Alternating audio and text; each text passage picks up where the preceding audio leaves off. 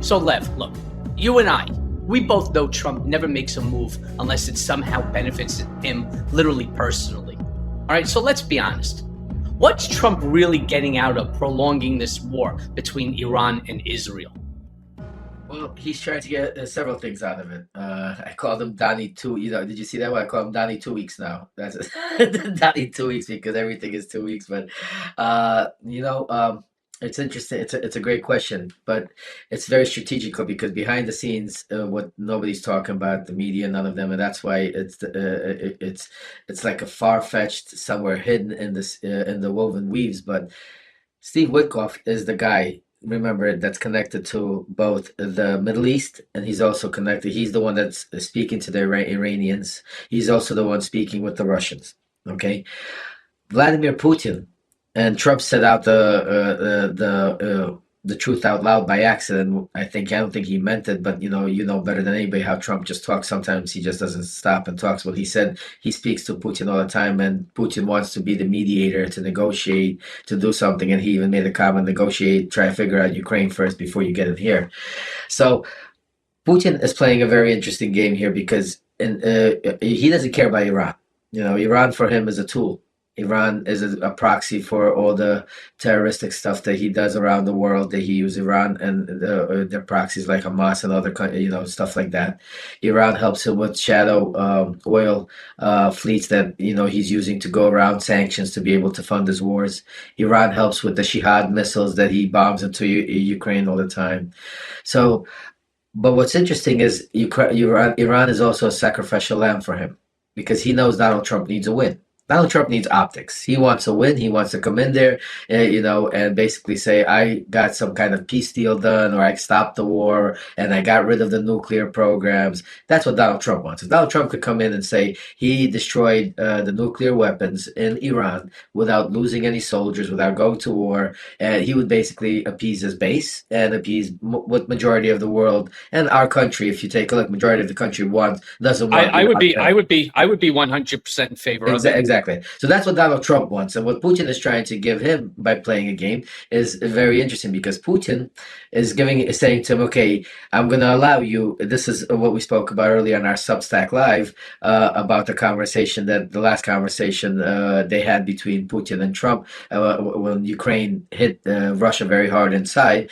That was when I said my sources told me that they had that type of, I'll give you the Middle East, you give me Ukraine. And we've seen what was going on in Ukraine with the bombardment, with Putin attacking and so on and so on. Putin needs something to happen, what a lot of people are not talking about, that is extremely important to him, is he needs the oil prices to go up.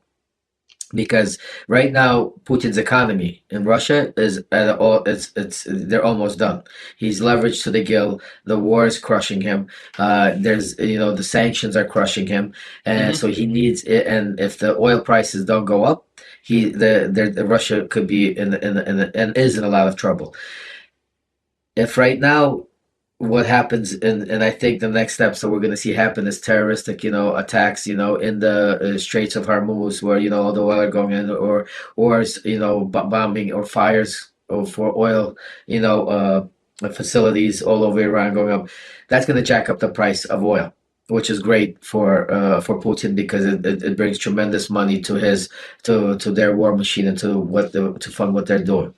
But he also needs to play it very thin because he can't allow to overthrow the regime because he's loyal to the Ayatollah. Because he's part of their game that they play. He's part of their team. So he needs to somehow strategically allow Trump to get his win by getting rid of the nuclear weapons. This is the ideal goal, I'm telling you. I'm not going to say this is what's going to happen, but this is what they're talking about, what they're trying to do. Trump gets the win by, he gets peace, nuclear weapons are gone. I'm so sorry, Lev, for my listeners. Yeah. Are you actually saying that you think, and it's a wild assertion, and holy crap, I mean, if that comes true, we are going to change your name from Lev to Nostradamus. Are you saying that Trump will somehow allow Russia to advance and take over Ukraine by probably stopping all funding of munitions,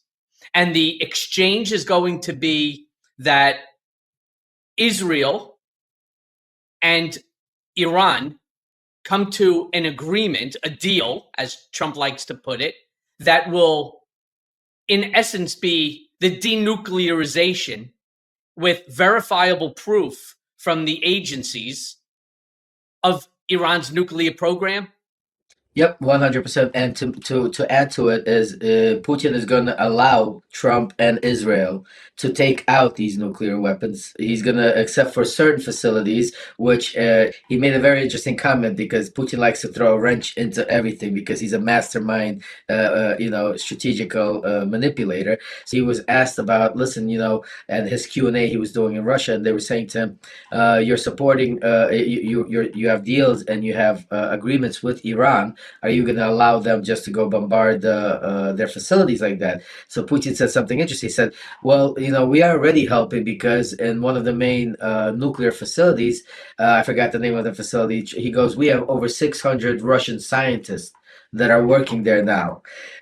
Basically, these are psychological sayings. So, you're not going to go hit that nuclear because you're not going to kill 600 Russian scientists. He's saying that's why Trump is not. Putin's playing the game by showing strength from his side because he's a mastermind manipulator and using Trump and everybody else to do it. But at the end of the game, the interesting part, if you look at it, Michael, and it's crazy to think about it. So you have three people right now. You have Putin, you have Bibi, and you have Trump.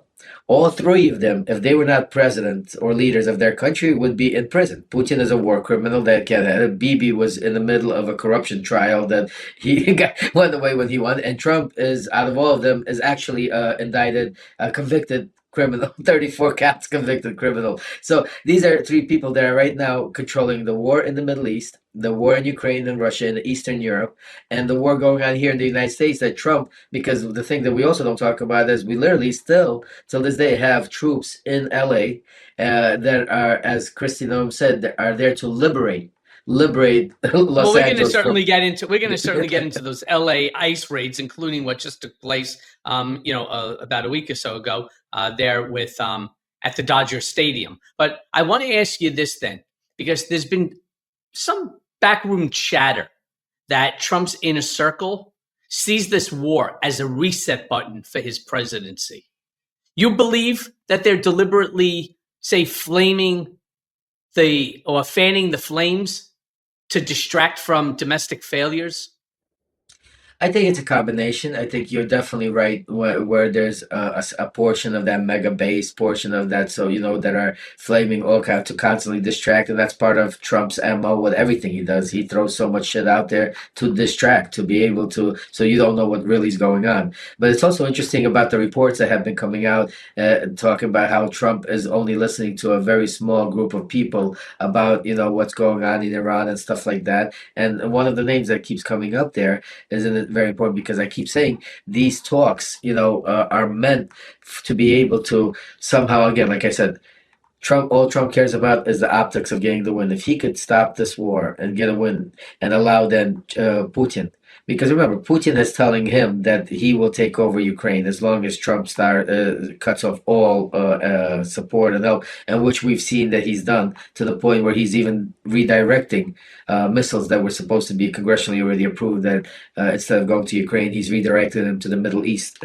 So he's already, playing that game. But the interesting part I was going to say is that the one person that he's not talking to, the two people, I'm sorry, is Tulsi Gabbard and Pete Hegseth. Yeah. Pete Hegseth. Because he obviously understands that, Pete Hegseth, it shows you that those two are really not in the position, because the media is chasing the story saying, how could you not be speaking to your national DNI and your national security advisor? These are your people. Well, because they're not really there for that job. He put them in there for a different purpose, to be able loyalists just to, do what he says. They're not really qualified to serve in that position and to. Well, I think he's actually really looking, Lev. I think he's truly looking for some legitimate answers. And he knows that, one, Tulsi Gabbard and national intelligence should never be in the same sentence. And Pete Hegseth and Department of Defense. Again, Pete Hegseth may be a book smart guy, but he doesn't know shit about the Department of Defense. He doesn't get it. Let me put it to you that way. He's not qualified. You're right. It wasn't predicated on meritocracy. It was predicated on being a loyalist. 100%. And Yeah. I agree with you. He's starting to slowly start because remember, don't forget the one thing that Pete Hegseth did do is he basically gutted all of the hierarchy of people that belonged and were leading our the defense and all of that, and put in loyalists into there. So now Trump is starting to listen. That's why if you see some of the names that are in the inner circle, some of them are generals now. But now these generals, you have to keep in mind, are not. And this is where the interesting part, because where the media, they don't remind you that these are not people that were there because they earned their position. And some of them might be great. I'm not going to go into but these are loyalists that were put into after the purge that Pete Hegseth did, getting rid of all of the people in there and putting in loyalists to Trump. So these are the people that are right now around Trump. So look, you and I both, as I said, we both know Trump, and here's what my assessment is. Tulsi Gabbard made a fatal mistake at an incredibly important time in Trump's presidency. We're talking about a potential nuclear war, right? We're talking about a nuclearized Iran, which every president, at least in our lifetime, have all said the same thing, that Iran must never possess a nuke, let alone they have enough uranium to produce 10. That was her big mistake, opening up her mouth and saying things that contradict the president, or saying things that the president then ultimately had to contradict. Pete Hegseth is also a guy that has made multiple blunders, from his Signalgate 1, Signalgate 2, and a couple of other serious mistakes. Again, Trump right now, his presidency needs a reset. It needs a desperate reset, and they may actually be doing that. They may be looking to use this as an opportunity, and these two dopes are actually fucking that up. Now, let me ask you this. Let me ask you further, because you were once very deep in the Trump orbit. You see any fingerprints of, say, Stephen Miller on this Iran policy? Who do you think is really pulling? Who do you think's really pulling the strings here? Or maybe it's Bibi Netanyahu. Well, I'll tell you, it's a combination. It's a combination. I think, first of all, I think him and Netanyahu have there have been conversations, and right after, remember who was the first person to came to the White House to the Oval was Netanyahu, and I think that everything was already set in stone, except for the little thing that happened in the middle was the Russia-Ukraine conversations and Tulsi, and that's why the 60 days came in, and we spoke about that. But I talk about it all the time, and you're 100% right, Michael, that it's that the real person behind Donald Trump, who's doing these policies, is Stephen Miller, who is also now, I'm hearing that another big source voice in there is Susie Wiles, Stephen Miller, and the what's his name, John Vogt, the originator of the Project 2025. Russell Vogt. I'm sorry, Russell Vogt. Thank you. I'm sorry. Thank you, Russell Vogt. You got all these names spinning in the head. So these are the people that are running the policy. Stephen Miller and Russell Vogt are implementing their policies that go back to 2000, all the way back to their ideology. And now you have Susie Wiles, that's part of that group that is implementing and pushing it through the proper places, being Trump's Chief of mouthpiece. Staff. Yeah, mouthpiece. Yeah. Interesting. So let me ask you this, because I want to go back to that whole concept. It's fascinating to me. And like I said, if it comes true, holy crap, what a prediction. Because again, you've got some pretty significant ties and insight into the region, into Ukraine and Russia. You believe that Trump is quietly aiding Putin's objectives in Ukraine while publicly pretending to be hands off? I mean, I think, even though he tries to be publicly hands off and tries to make that impression, I think they've shown the world, they've played their cards, that he's openly aiding Russia. I mean, it's without doubt. I mean, all the European nations, allies have come out and commented and said that. And that's why you even see things happening in the world where they're trying to somehow appease Trump for him to be a little bit nicer to Ukraine. Because, I mean, till this day, he still blames Ukraine for somehow starting this war. He still blames Ukraine for the war continuing. So I think that's the whole thing, Michael. People gotta start calling things like they're like me and you do, and not be worried about saying what it is. They are. Right now Trump is helping Russia. He stopped aid to Ukraine completely. B, he's diverting missiles and that already were approved by the Biden administration over to the Middle East. He's basically put NATO into a tailspin.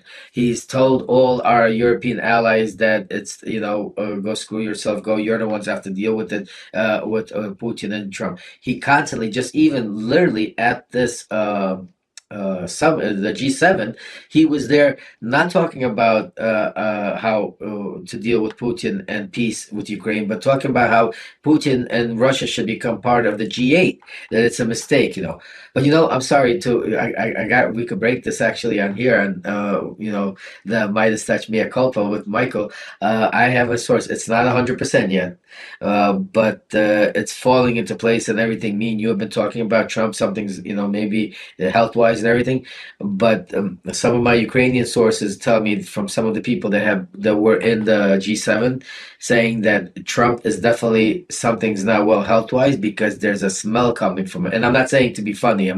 This is not in a joking way saying it. I'm being very serious, and I'm gonna find out that there was a it's like a stench, like a smell coming from him, and that he was talking like, I hate to I don't want to quote them as saying babbling, but it wasn't like directly like whatsoever. And I'm not I'm not saying that this is fact yet, but that there was a smell, and that was another reason why he left quicker, because it was just basically getting from bad to worse, his appearance there, and they needed to cover it up, and he just got out of there. Not because they made it seem like he's about to attack Iran. That's why he left right away, but it had nothing to do with that.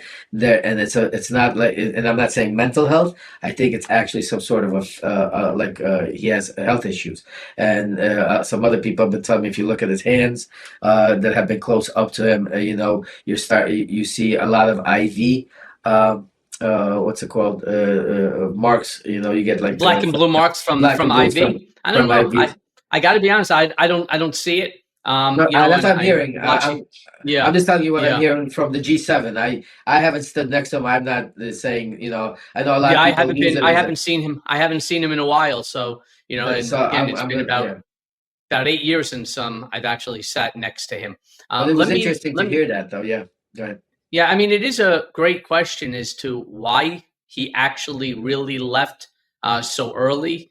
Making it then into a G6. I mean, there's too much going on right now in the world. The reason why I say I don't believe it is today, we're watching him playing golf, back off and running, and he's speaking, to the press. It's hard to imagine, that swing of an up and down. But listen, you never know. He is 79, and 79 is not old by any stretch of the imagination. But it's certainly, an age that people do have certain issues that start to come up. I truly don't know. But I do want to ask you, in your opinion, Lev, what should people know about the Trump-Putin dynamic today?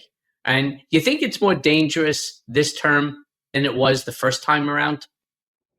Oh, absolutely. And Michael, I tell you honestly, this is something that I think about every day, because I don't have a solution yet, because what I'm watching and what I'm seeing happen, it's a lot deeper and more damaging. A lot of people have been breaking a story. One of the stories that I wrote in my Substack was called Meet Sergio Gore, who is the real Sergio Gore. We have an actual, the gentleman's name is Sergio Gore, that's in the Trump put in the department. I don't know what his position is. I'll tell you what his position is. Yeah. He's the head of all hiring in and for the White House. Right. Vetting and hiring and vetting. I mean, he's vetted over 4,000. I hear, the New York Post. It's so funny that the New York Post, out of all the media and everything, is the only one that literally wrote something about him. It should be front page. I mean, this should be the biggest news all over, but we hear nothing else. This guy is seriously serious. I mean, goes back to Rand Paul. His real name is Sergio Gorbachev, or I'm not sure even what his proper name, but he said that Sergio Gore. He has direct links to the Kremlin, the direct links to Russia, and the biggest part about it is he's in charge of vetting and people, but he And himself will hiring. not. Yeah, but he himself will not allow to get vetted, and we have sources I have that are telling me that he's been saying, because he's been around since 2016 in the Trump orbit and running around, and he's been saying stuff that the only person I don't report to the DOJ or the Congress. I will only report to Donald J. Trump. This is what he says. So I don't, I think that when the whole truth comes out, Michael, and I've been talking about it, and this is one thing that I think what people don't realize why it's so dangerous, that the real relationships have been being built there between people like Jared Kushner and Stephen and Witkoff, and what's his name, Kirill Dmitriev, going back to 2017. And there's been the relationship that has formed between them, and that's working because Trump is right now more of a this is the crew that he is listening to, that's formulating these plans of attacks. And the scary part, Michael, and I'm going to tell you, is that Putin has been doing this from the day he was born, from being a KGB agent to then being the mayor of Leningrad, and then to ruling Russia for over 25 years. This he knows that world. He knows his power. He knows that's his game. It's like, it's like me going to play chess against Gary Kasparov or somebody. It would, or it's impossible. I mean, the guy does it his whole life. I don't play it. It's, there's zero chance, and that's what we're watching play out. Trump and guys like Kirill Dmitriev, has been doing this his whole life since he was born and came and was educated here, and then you got people like Jared Kushner there and Stephen Witkoff. I'm not saying they're bad people. I'm not saying, but they're there to try to make money. In their mind, they're not saving the world. They're not out there. Yes, maybe somewhere now they feel like they're Superman in there, but the intentions of making money. It's very easy for these people to get manipulated into these deals without even them knowing it. Without even them knowing it. Yeah. Yeah. Well, they call that useful idiots in the spy world. That Malcolm Nance, our third host over there on our Substack live on Thursdays. But let me ask this, because you brought up the whole part of money. That was actually the question I want to ask you next, because you've warned us. By the way, can I just jump back in on that Sergio Gore for a second? Just imagine, right? I would imagine that if in fact that his link to the Kremlin is as identifiable as, for example, the New York Post is saying, hard for me to imagine that it wouldn't be out there more, say by the New York Times, Associated Press, Wall Street Journal. But I am like you. I am like you, amazed that it's the New York Post that actually put that out with Rupert Murdoch and so on. That's one dangerous commentary. Yeah, and I think you're going to see some New York from the New York Times and stuff. You got to understand. First of all, they're all scared. Look what happened when somebody stood up. Terry Moran stood up to Stephen Miller and wrote about Stephen Miller. The next day, he got fired and went on. So a lot of these journalists are scared to go after people that Trump put into these positions before that simple person, because there might not be a smoking gun. And see, this is what people say. Everybody, we're now so jaded that we, unless there's some major, unless we see the smoking gun itself, we don't want to believe it. But there's a thing called enough circumstantial evidence, common sense. I mean, you can start saying 1 + 1 = 2, even if you don't see the actual 1 + 1 = 2. And that's what we need to go back to and realize that, yes, and that's why a lot of these media, they're so backed into the court, because they're scared of Donald Trump, scared of the attacks of the White House, that they don't report on stuff like that, which is the real important stuff, because they're scared because there's no smoking gun. By the way, they should be scared. And they should be scared. Meanwhile, so Lev, you've warned before that Russia's game was never about politics. It's always been about money. Is this war going on right now enriching Trump's allies, even as, for example, Ukrainians and Russians are dying by the tens of thousands? Oh, absolutely.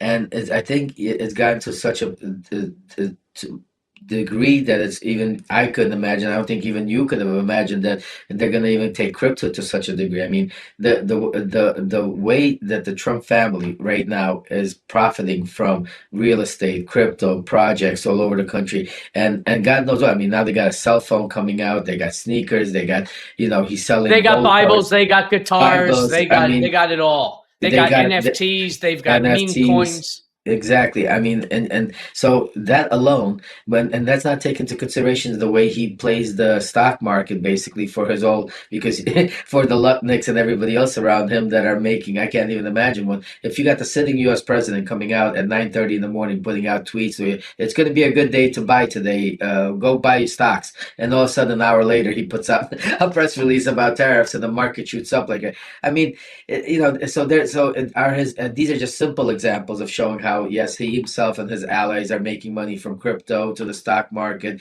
to all various because he is a transactional president. I mean, Yes. who he had a dinner listen for the top 200 crypto guys there. You should have seen the list of characters that were there. You couldn't make that up. Yeah, that you can't. So look, Lev, you're an immigrant. My wife is also from Ukraine. What goes through your mind when you see ICE storming places like Dodger Stadium, children's schools, hospitals, houses of worship to arrest undocumented families, whether it's at a baseball game or just praying to their God? I mean, Michael, first of all, I want to say that I've never could even imagine to see this in the United States. The only places I've ever seen this was in the Soviet Union, places like that where there's communism rule, where there's authoritarian. I mean, to see not only it's even worse than you're saying it because it's not ICE. These are masked men and women with no identification coming up and grabbing people off the street, not going to places not, to taco stands and grabbing not I mean, and you gotta be like if you could be an American citizen, Michael, and if you fit the role and if you don't look like America, if you might look brown or Spanish or whatever they're looking, you will get swept up. Now we have information about American citizens that are disappearing off the street, getting picked up at these Home Depots. They're go I mean the thing, like you said, hospitals. They're going standing outside the house of worship. People are scared to go literally to pray on the Sundays, or because they're standing. ICE is standing around the corner, grabbing him. This is the world that we live in, and as an immigrant, I can tell you this: this country is born on immigrants. You know what I'm saying to you? We this That's what America makes America great. And again, neither you nor I, and I don't think any American, immigrant, non-immigrant, is for criminal. The portrayal that they try to portray, that they're trying to get rid of the criminal, the rapist, the drug dealers. We're all for that, but there's a right way and a wrong way for do it. We're not ready to give away our due process. We don't want to give our habeas corpus, our rights to live in a free country because your perception that we're invaded by some imaginary force. Yep. I mean, I agree with you. I'm all for the premise, just not the way it's being carried out. But you Yeah. bring up a really interesting point, and I'm thankful so far to date that there has not been anything more significant or serious that has come out. When you say that these ICE agents, they're masked, they're wearing Kevlar, they got the helmets, they got the face coverings and so on, and they yell, they claim that they're law enforcement and so on. Well, you know what? The same shit happened to the Minnesota legislator who ended up getting killed. So imagine one of these folks come to your house, or what if hypothetically you're carrying in the street? You're one of these individuals and you're carrying because you're in a state that permits it, right? It's a free carry state. And all of a sudden, like a Texas, and all of a sudden, these guys come running at you, screaming, law enforcement, law enforcement. How do you know that they're law enforcement? You can't see their face. Why? Because they said so? Well, so did that Minnesota legislator and her husband before they got gunned down and executed. There's an apprehension and a fear that comes along that this is going to get, and I pray to God that it doesn't happen, but sadly, I do believe that more things could ultimately come, based upon this. And there's a lot of fighting going on by members of Congress right now about whether they should be allowed or should not be allowed to wear masks. Obviously, the Republicans are saying more than 500% increase in the targeting of ICE agents and their families, which is wrong. They're just doing their job. But at the same time, you have the Democratic Party turning around and saying, how is anybody supposed to know who these people really are? And I say this because I don't see this as policy. I see this whole thing, especially with ICE, with the manner for this mass deportation, as political theater. Let me ask you this, Lev. Who benefits when America's most diverse city, LA, is turned into a fear zone for immigrants? Well, one of the reasons he's also doing it is he's right now fearful of Gavin Newsom because right now Gavin Newsom is that Joe Biden that he was fearful in 2016. Yeah, I mean 20 now. Gavin Newsom is like, because the Democrats really, he's the one that's stepping up to him. So he definitely wants to shut him down and show force and show that he is. That's why, I mean, the disrespect, the way he calls him, the name calling, the lying, that putting the attention and You mean when he calls him new scum? No scum, exactly. Just think about it. I mean, this is the president of the United States, and this is the crazy part. The one thing we never talk about is, like, I have a lot of kids, and some of them are young, and I have to constantly, like, because I watch the news constantly to be able to find out what's happening. It's part of our life right now, and my younger kids like literally sit there, and I have to sometimes tell them, like, why did the president just call the governor? Isn't his name Newsom? Like, the way he's called, like, it's crazy. Like, the disrespect or the way he says something that we don't even talk about, like that. This is the highest office we used to tell our kids to look up to, and now this guy's walking around insulting, calling. We have to sit there and explain to our kids, like, what is going on? Why is this allowed? Like, and then we want our kids to go out into society and be different. Well, if the president of the United States could go out there and do stuff like this. By the way, I wish that this would have happened when I was a kid, because I used to get in trouble for calling people names and shit when I was in like elementary school. I had a nickname for just about everybody, right? In fact, I think when I was in Otisville, I probably gave nicknames even to people who already had nicknames. Everybody had a nickname. Everybody had one. I probably gave most of them, right? Because they're funny as shit. Some are a little snarky with a little backhanded slap.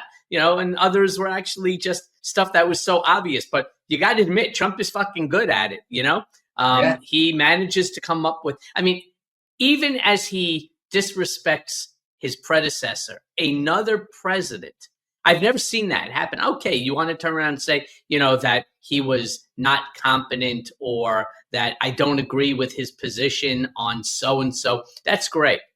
He now calls him, it's not just Sleepy Joe, it's crooked Sleepy Joe, incompetent, demented, the whole 9 yards. How do you tell your kid not to go to school and, call little Bobby or little Mary, right? A name when President of the United States does it. You can't turn around and tell a kid not to do something the President of the United States That's what I'm saying. doing, right? Yeah. Well, you got a big job. My kids are older, so I'm feeling for you, pal. I'm telling you, like, I sometimes don't even realize it. We'll be sitting, at the table, eating lunch or something, and the TV's on, and also he'll come out, press conference, and I'll say, guys, quiet, because I want to listen. And I'll say, he'll come out and say some crazy shit, and then I'm like, oh shit, I'm looking at my kids, now I got to explain to them, how do I get out of this one? You know what I'm saying to you? You don't. You tell them to eat their peace. Meanwhile, we know that Trump has secured the authority, because this was a legal case, about his right to deploy and control the National Guard in Los Angeles without Gavin Newsom or the state's approval. How dangerous do you think this is as a precedent? And who gave him the playbook to even think that he could do this?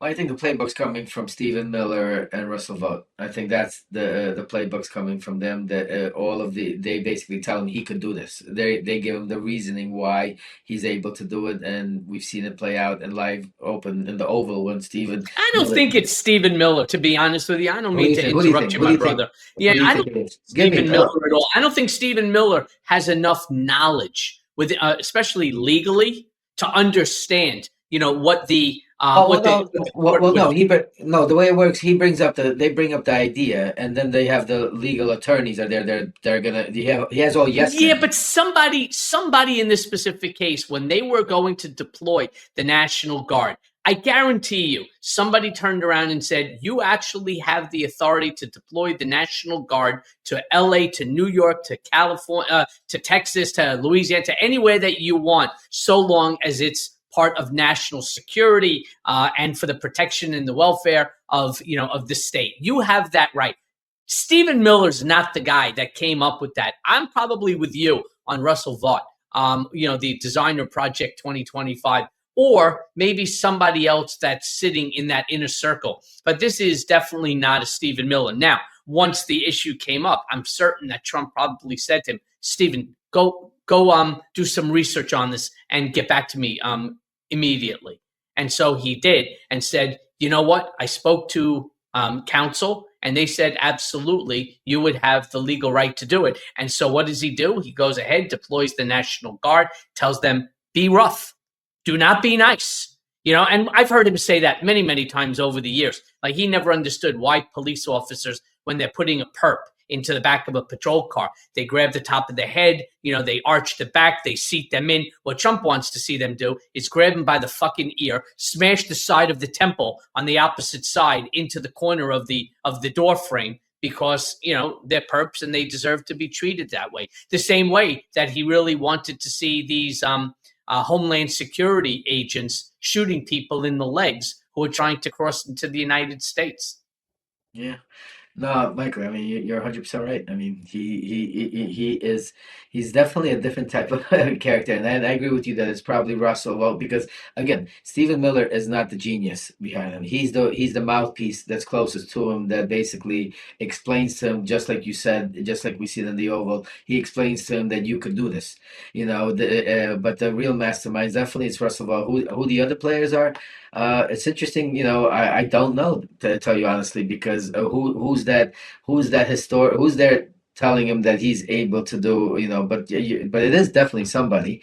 But it is also being pushed by people like, not only Stephen Miller, but by Susie Wiles, because he's very comfortable right now with Susie and Stephen. Mm-hmm. And those are the two that really have his ear with him constantly, around him constantly, and are there. And as you know better than yet, because you were there during the times where those private times, the down times, where it's not everybody, where it's not that where you're just shooting the shit, as they say it, and that's where and that's where Susie Wiles and Stephen Miller really have his ear and push those stuff. And that's why he himself even called her, said, "You're the most powerful woman in the world right now." Yeah, he did. Let me ask you this: if Trump controls the National Guard, and if he controls the National Guard in Democratic cities like LA, what's next?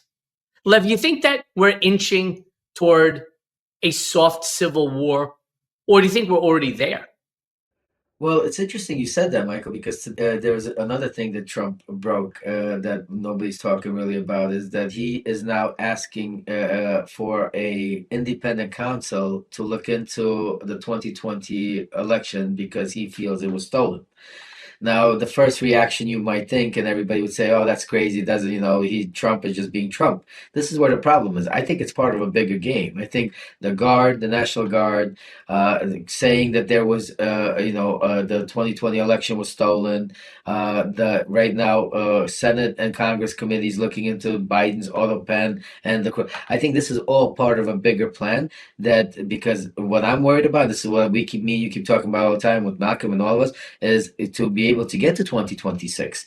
I'm saying to you, because he's not crazy. We understand that, and people around him, they might be vicious there, but they understand that the actions that he's taking place, they watch the polls, they see the special elections, they see, they know the statistics, they understand that with the thin line already the way it is, that the chances of them losing Congress is pretty good. And you see, even if you go by poly markets or whatever, the chances look, they're skyrocketing for the Democrats to take over that. And they understand that if that happens, and when that happens, that everything that they're doing comes to a halt, because then we're going to be dealing with investigations, subpoenas, impeachments, and all kinds of stuff for all this stuff that they're doing. They understand that there's no impact, and that's what I'm worried about. And I keep saying sound alarm, is that I think that the plan, and I don't know, it's not fact. But I think my opinion is that the plan of all of these little pieces that we're watching play out is to be able to somehow either fix, stop, whatever word you want to use, but to, Hmm. stop, do something with the elections to be, because that's the only way he could stay in power without a civil war. You know what I'm saying to you? Sure, Because I otherwise, do. if he could have a good enough cause to divert the elections or stop him or whatever the case is, to explain to the people, it's or control through the National Guard or whatever it is, the way it is, it gives him a chance that if he just comes out tomorrow and says, I'm not leaving office, obviously there's enough people on the other side that are going to jump up in arms and say, hell no, you're going to go. Sure. So I think it's part of a bigger play, because just watching him, I mean, and you know better than anybody watching him, he's a guy that watches the polls, he watches the stock market, he watches all of these things, he watches the commentaries, Oh yeah. he wants to hear. He wants to know, especially how, and he's watching. I mean, his polls are down, the commentary's bad. I mean, there's nowhere where he is winning, 100 on every subject. I mean, it's like, from the tariffs to the, his fighting, infight. I mean, even take a look at the infighting. I mean, people forgot Elon Musk, that's a done deal. You know it and I know. Just because they pretended to say they made peace, behind the scenes, Elon Musk is actually going after some of these, like this guy, uh, Gore, Sergey Gore, that we reported on, Gore Gorbachev. Elon Musk even went on Twitter and called him a snake. So Elon Musk is out of the Yep. circus. You got Tucker Carlson, and Tucker Carlson always hated Trump. We remember to the text messages back in the day when he called him a problem. But now it's again coming out, and Hmm. he embarrassed Ted Cruz, went after Ted Cruz. You got Steve Bannon trying to make peace going Boy, did he into ever the White take House. him apart.